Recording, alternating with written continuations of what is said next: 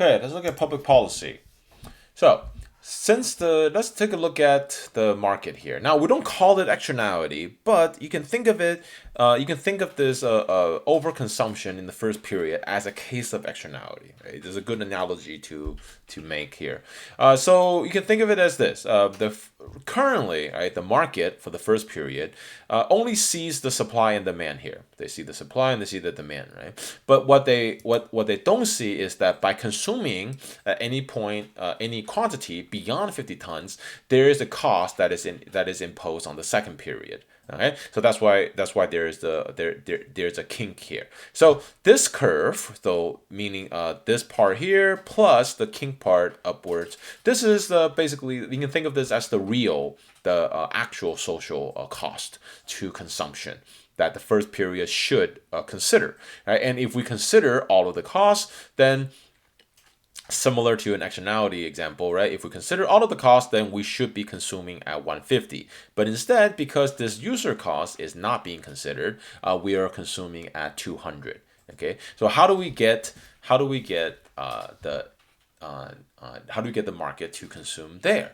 Well, this is like an externality problem, right? We can impose the user cost on the first period, right, through a per unit tax. So remember from chapter 3, if we impose a per unit tax, right, then what does that do to the supply? Well, that shifts supply parallel up. Now, how much of a tax and how high we should shift the supply up? Well, we shift it up to a point where it will intersect at the optimal. Okay, we will call this a resource depletion tax.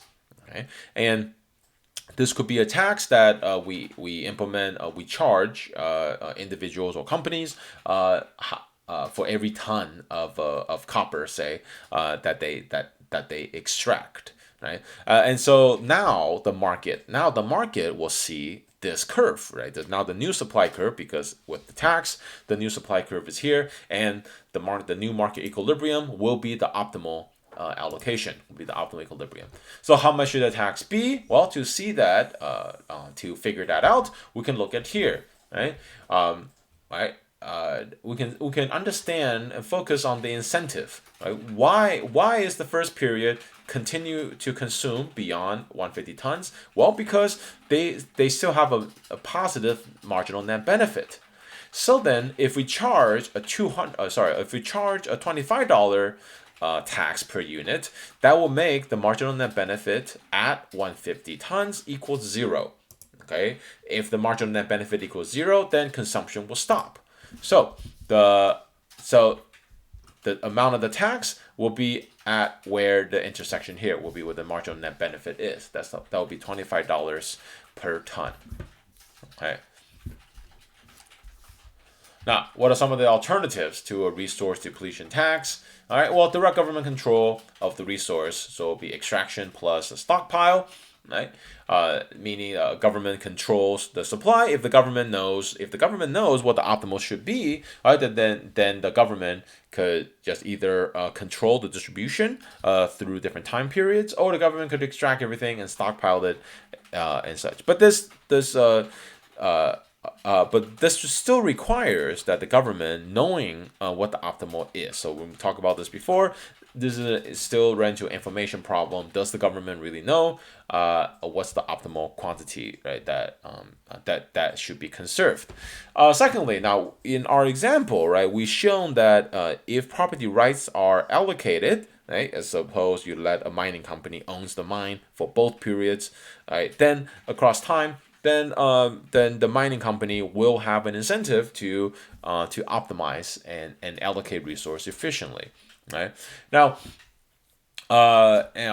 so we will talk a little bit about we talk a little bit about in class about Hoteling's rule, and but that is not something that is required. That's not something that is required for you to know. That's just something a little bit extra. But the basic idea of why private ownership will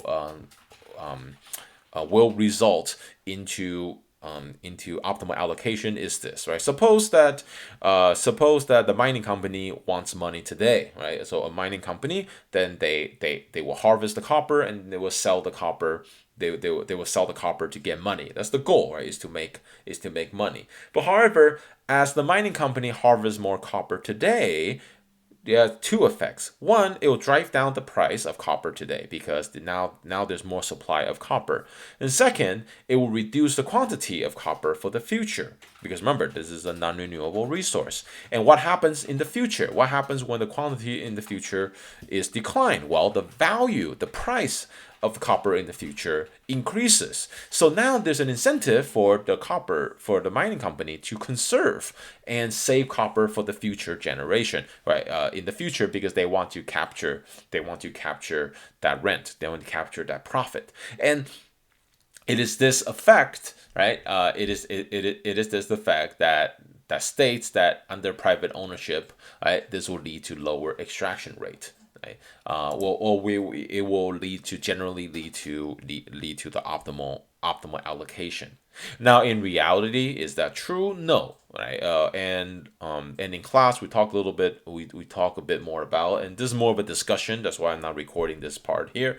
But in class we do talk about why that might be, right? Why is it that under this pretty sound theory, why is it in reality under private ownership we still don't have the optimal allocation? Okay, but this is it for what is required for what is required for this chapter.